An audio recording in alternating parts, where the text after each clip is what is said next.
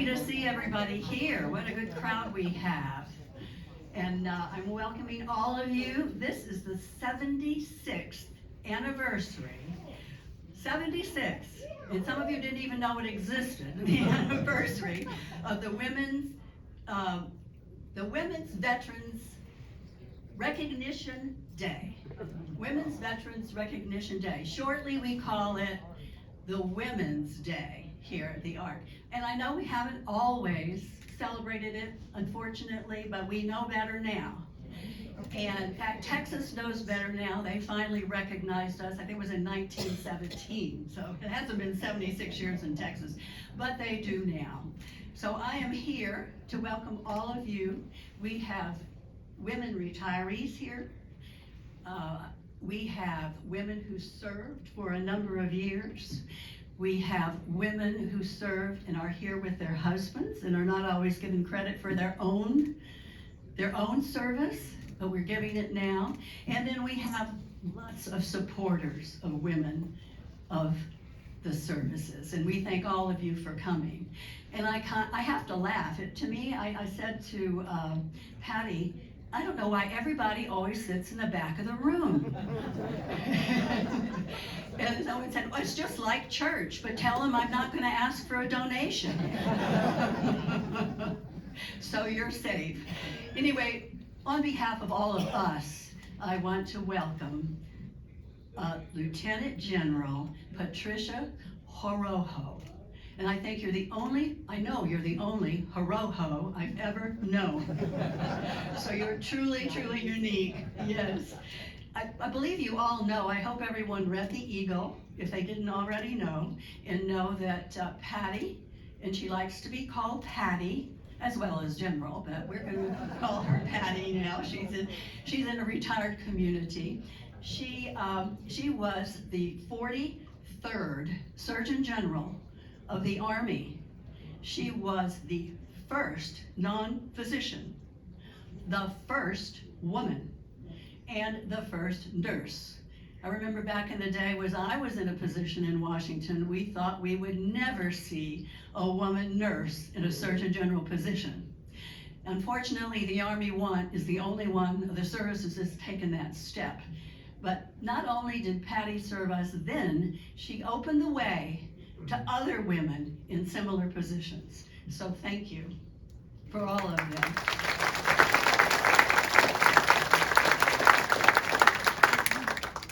She's had many, many achievements and honors, highly educated, including doctorates. I think you have four doctorates. Okay, they're not, she didn't earn them. I didn't earn them. Yeah, she was given them. Because she's so impressive. But I'm not gonna go through all of that. And I'm not gonna go through all of that because it would take the entire hour that we have, and we don't wanna hear me, we wanna hear you. So I encourage you not only to read The Eagle, but to go ahead and Google her. It's impressive. It's very impressive. It'll be a day's reading at least. There are videos, there are articles. It just made me so proud to be a woman who served in the military.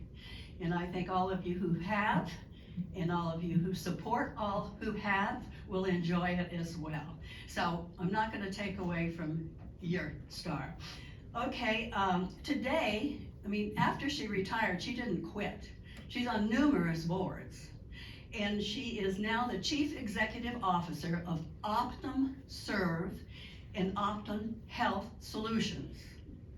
Last year, and this is why she's here today, in 2023, she established the To Serve Together Foundation. And that is a major nonprofit honoring military women. And that's what she wants to talk to us about. Not her career, but To Serve Together. So please join me, I was going to say please join me in welcoming Lieutenant General Horoho, but first we're going to show you a video, and then she will come up and speak to all of us. So welcome.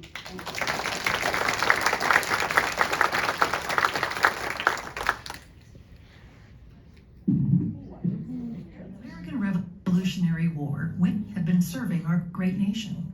Women are a fundamental and growing part of our nation's armed forces. Today, women represent 10% of military veterans and 16% of active duty military. But one thing is very clear. 100% of these women are heroes. Every single woman has a rich and unique story about her service to our country. Now is time to recognize women's contribution in a meaningful way by sparking the conversation, listening, and allowing it to inspire and light the way for many others to follow in her steps. Conserve's work started with Lieutenant General Patty Horace's desire to show these women gratitude for their heroism by developing a approach that honors and represents the women of valor who have proudly worn the uniform of our nation. Acclaimed jewelry designer and often referred to as the nation's jeweler, designed this formal commemorative brooch, as well as a companion lapel pin to wear for more casual occasions. This piece is rich with symbolism in its conceptualization to ensure that all branches of the U.S. military are honored. General Horojo's vision for the creation of this brooch is a deeply personal one, and it's been several years in the making. Finally, on June 12, 2021, her vision came to fruition, and General Horojo debuted the brooch at a ceremony at the Military Women's Memorial in Washington, D.C. Here is her story. I'm proudly wearing the new design Forget-Me-Not flower, which serves as a symbol honoring women who have served this country or are currently serving. My father was a veteran of World War II, Korea, and Vietnam. And when he would be out wearing a ball cap with the Army insignia, and someone would approach and thank him for his service, he would sit a little taller, raise his head a little higher, and smell a little broader.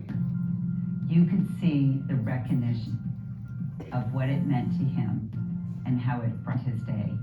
As his daughter, it made me proud to see others honor him for his service. But it also occurred to me, women did not have something that uniquely honored their military service. For quite some time, I wanted to create a beautiful symbol that could be displayed as a beautiful piece of jewelry that women, veterans, and active duty military could wear with pride, show others that they've served or are serving this country, or could be displayed on other items like ball caps, t-shirts, and other items of choice. It was important to me that this symbol first be displayed on a brooch, honoring women who have worn the uniform of this country. But I also hope that will encourage connections and nurture conversations. I really want the symbol to grow into a symbol that is recognized by others and recognizes the selfless service, courage, and valor of these women so that others in turn can express their gratitude. I worked with world-renowned jewelry designer Ann Hand, who designed this brooch. The brooch is a forget-not flower that is purple to represent a composite of the United States military colors. At the center of the brooch is a beautiful pearl that represents femininity, loyalty, and integrity. The center star and letter V on the tips of the leaves represents victory, valor, and veteran. I think that veterans sharing accounts of their service are an important part of the healing process. And while each person is different, I want veterans and service members to feel empowered to tell their individual story. Also, those who have never served can have an understanding of and appreciate the selflessness that comes with being in the military. I hope too that they will be inspired. I think about brave service members who leave their homes, children, spouses for months at a time so that all Americans can be kept safe and enjoy the freedoms we hold so dear. I think about the people who put themselves in harm's way daily and the lucky ones who come home. They're survivors, but often bear significant physical and emotional scars. I'm not sure how we truly begin to thank them for the breadth of their service to our nation, but I to start. And it starts with listening to, honoring, and sharing each and every story. Serving together, honored to serve. She's my cousin. She's my hero. My sisters, my heroes. She's my daughter. She's hero. She's my friend. She's my hero. She's my honor. She's my hero. She's my mom. She's my hero. She is my cousin and my amazing hero. Thank you, Anna. She's my mom. She's hero. She's my mom. She's my hero. I love you.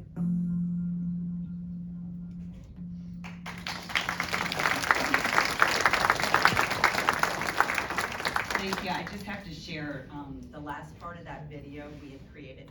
I didn't know the team did that for me as a surprise, and I didn't know my kids were gonna do that, and I didn't know my mom's voice would be the last voice on it. So that I Love You was a recording of my mom after she made it for our son, and just a normal phone call. He saved it, and after she passed away, he put it at the end. So I love being able to share that, because it's my parents that really taught us the importance of serving, the importance of a family serving together, that it takes a whole family for an individual to raise the right hand to serve this great nation and to support our freedoms. And so in honor of them, I want to thank everybody in this room, those that have served, those that have loved ones that are serving, those that have family members that are serving.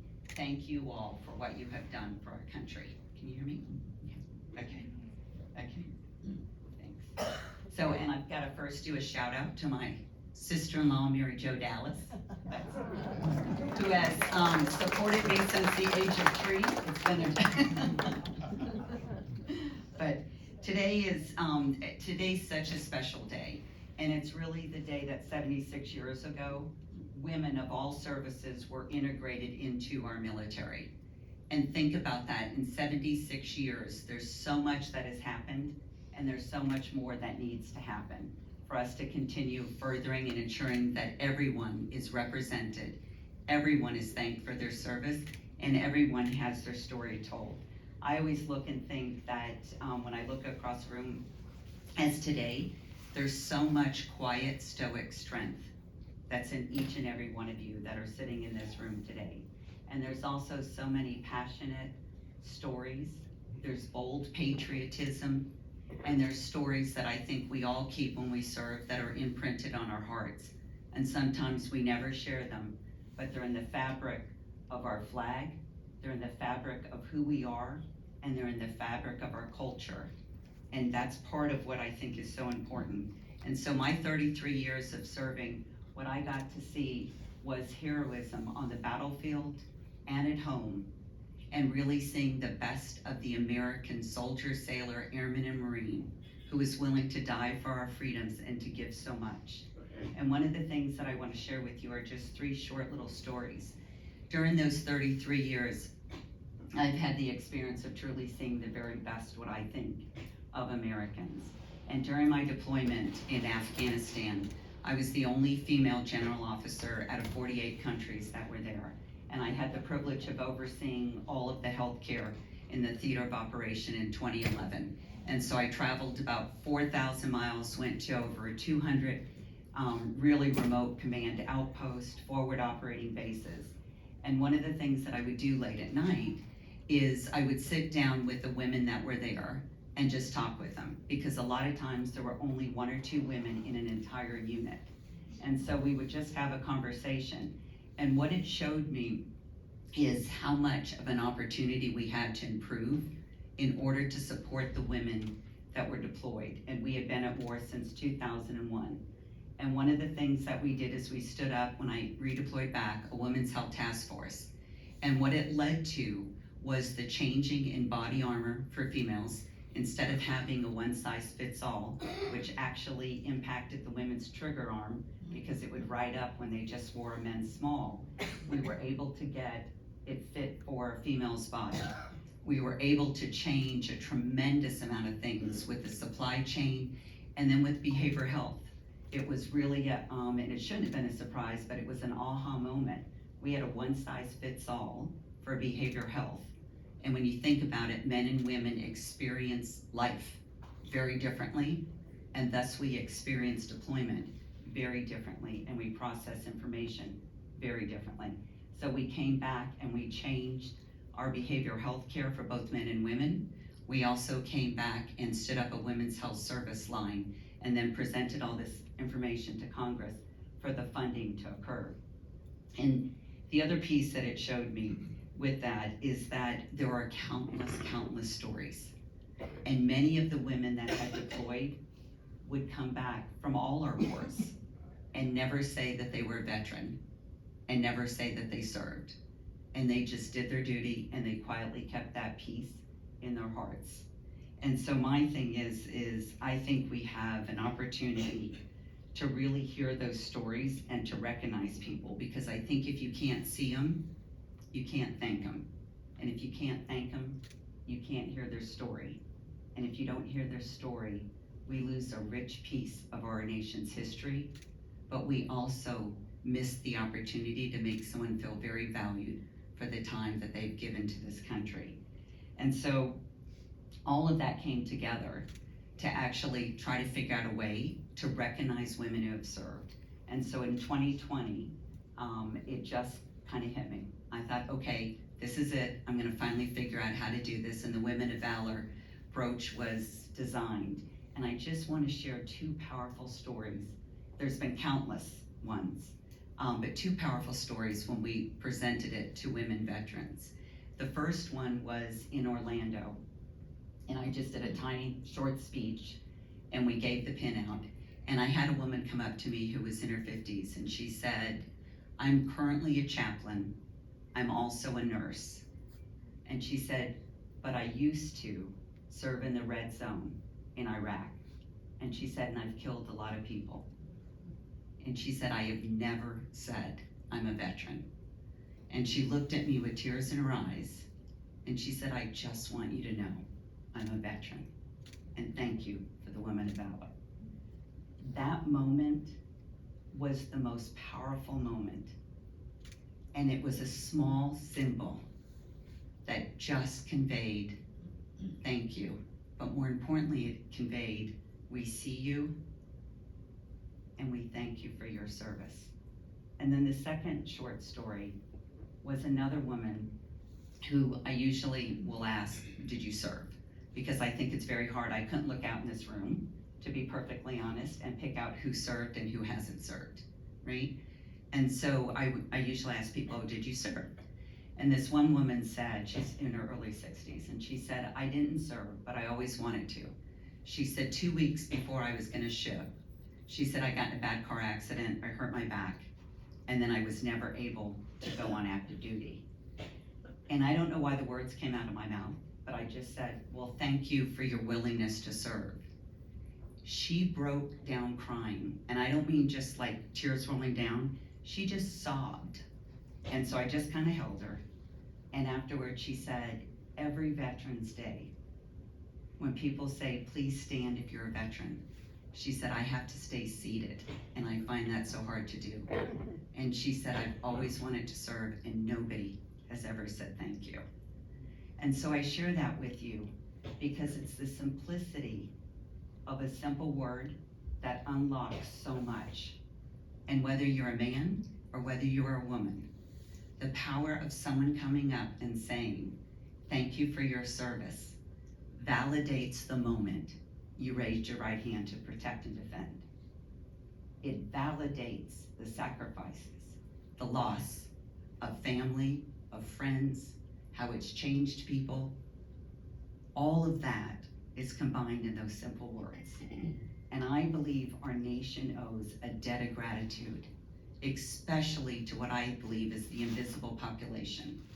And that are the women that have served this nation going back to 1775. And we need to take the opportunity to recognize. And so part of the Women of Valor, the intent is how do we create a national movement? How do we create a symbol like the pink ribbon that is just now known internationally? That when people see this symbol, regardless of what it's on, they look at it and they say, did you serve? And you can say, yes, I did. And then they can return and say, thank you for your service. Tell me your story. And I guarantee a connection will be made. And I guarantee that two people who just connected will be better off for that connection. And that's how we get a ripple effect of goodwill occurring across this country. And it anchors us in our values, and it anchors us into what I think are the steel threads that are woven into the fabric of our flag that supports us as Americans. So God bless everyone in this room. Thank you very much for what you all have done, whether you have served or not, you have supported those that have served. So two things that we did is after we created this, we had so many people come up and say, I didn't serve, but I support women who served and would love to support them. So we created the same Women of Valor, and we just put an S behind it, which means support. And so you all will be part of, if you would join me, in getting this out. And we've got them over there. So if you have served, take a Women of Valor brooch or pin. We've got them in smaller ones, because sometimes people just like small. I wear my small one every day, and then this when I wear dresses. But take that, or take a support pin. And I'm gonna ask the men in the room for the power of wearing a Women of Valor support pin. So my son, who is in the reserves now, he was on active duty with the 82nd Airborne, deployed to Afghanistan, and he just went to a veteran event in Texas. He lives in Dallas, Texas. And when he was at the event, he actually wore the Women of Valor support pin. And he had this woman run over to him and just gave him this big hug. And she said, thank you for supporting the Women of Valor. And she said, I saw you when you walked into the room. And she said, I've just never seen a man support that. And he said, well, that's, my mom started this. And the two of them connected. She shared her story with them, and it was so emotional. So at 10:30 at night, I get a call from both of them. And then she shared her story, and it allowed me to say, thank you for your service.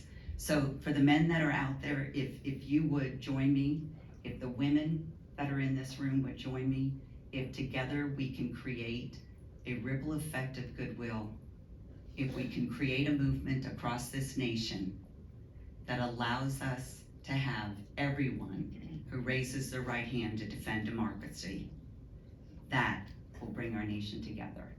That will bring us our values in action. And that will, I think, embolden our youth to want to serve this great nation. So thank you all, and I'd love to open it up if there's women in the room, if you would like to share, your story or where you've served, or even just stand so we could acknowledge and, or raise your right hand, so don't try to stand. So we can acknowledge and just say thank you. Serving together, honored to serve.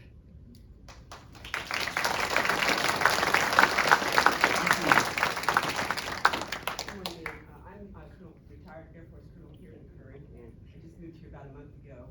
And last night I had a FaceTime dinner with my OTS roommate from 1979, and I wished her happy Veterans Day. And I would like to know how I can get a pin for her as well. Thank you so much. So there's two different ways. There's a website that's toservetogether.org, and pins can be bought online, and 100% of the proceeds goes right back to supporting women.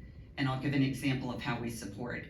This October, we're gonna be doing the very first back-to-back, a week-long wellness retreat with the Travis Mills Foundation. And Travis Mills is a warrior, an Army warrior that lost all 3 limbs in the war.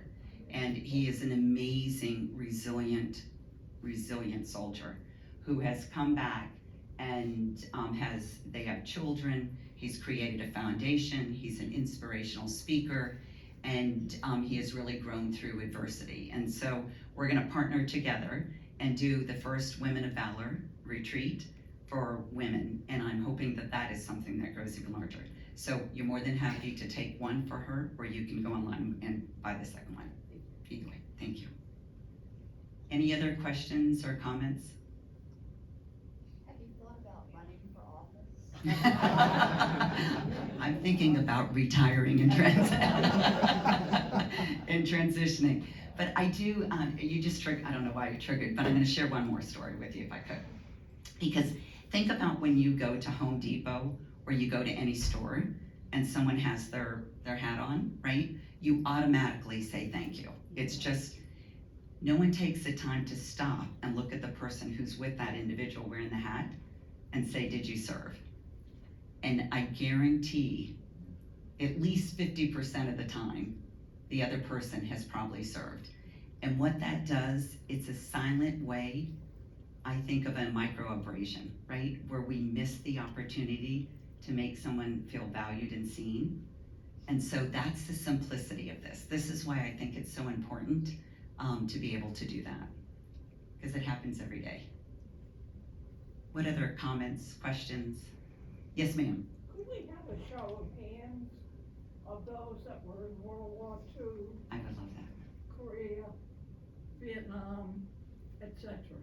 I'd love I'm using etc. for Afghanistan and Yeah. Desert Storm Okay, how about if I shout out for you? So if you were you served, men and women, if you served in World War II, just raise your hand. Raise your hand. Our greatest generation that defended and changed the world. So we've got, where was the second one? No, I'm sorry, for World War II. I almost, she raised her. right, and then was there someone else? Yes. Nemo back there behind Andrea. Oh, there we go.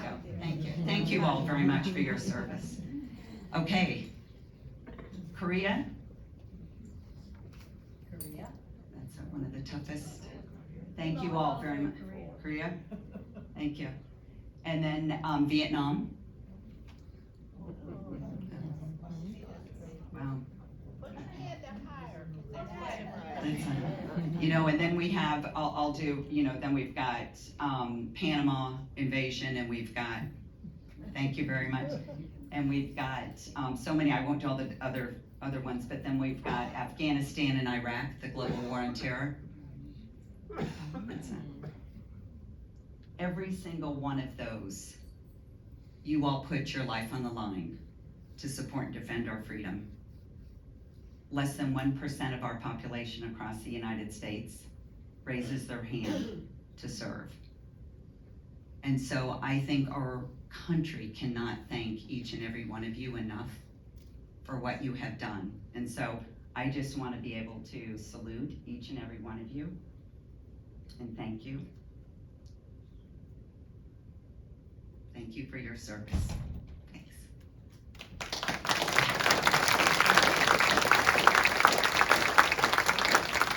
Open to if people want to share their stories, if we can hand out pins, we can do this however you'd like.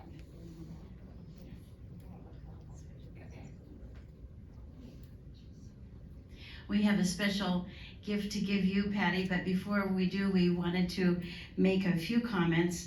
And if you'll allow me, my name is Carol Hubner, and I'd like to share a personal memory. Nearly 4 decades ago, when I was in the middle years of my Army career, I was the assignment officer for then Captain Patty Dallas.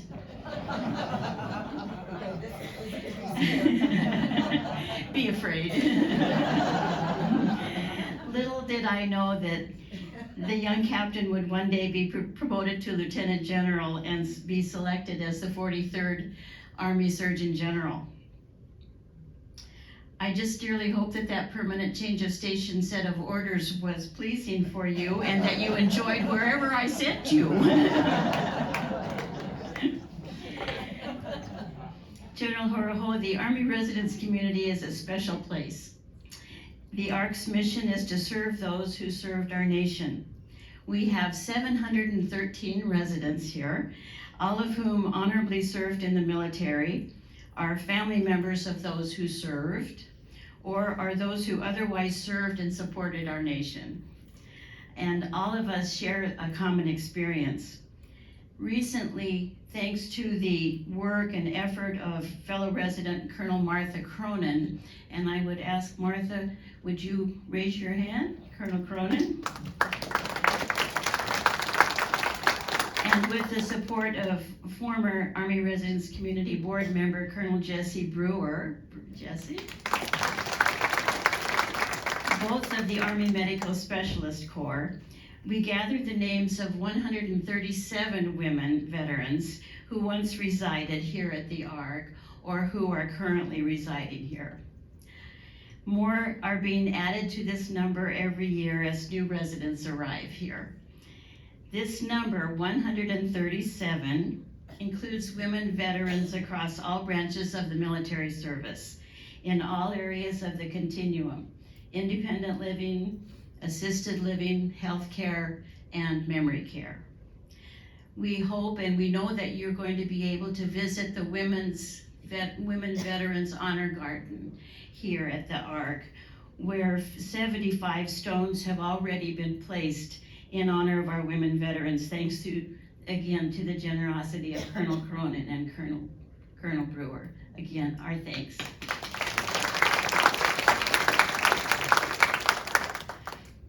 One of the hallmarks of your leadership is to say thank you, and we certainly heard that today, the power of saying thank you. We thank you for being with us today. We're so honored that you took the time to honor women veterans here and those women veterans whose service we remember. Please accept the Army Residence Community Commemorative Coin as a symbol of our gratitude on National Women Veterans Recognition Day 2024. The coin lists our shared values here at the ARC: trust, teamwork, integrity, communication, commitment, and compassion, with service as our foundation. You're a special friend, and we're truly honored that you're here with us today, and we consider you part of our family.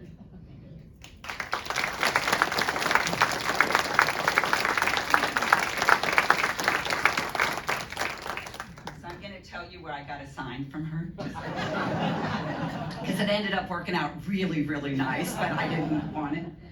So I wanted to be a 91 Delta instructor. I don't know why, but I think probably because my dad was Special Forces. I thought that would be a great thing to do as a young nurse. And the assignment branch came down and said, we're going to send you to recruiting command. I said, no, I don't think I want to go to recruiting command. I said, I really want to be a 91 Delta instructor. And they said, no, that's not where they want to send you.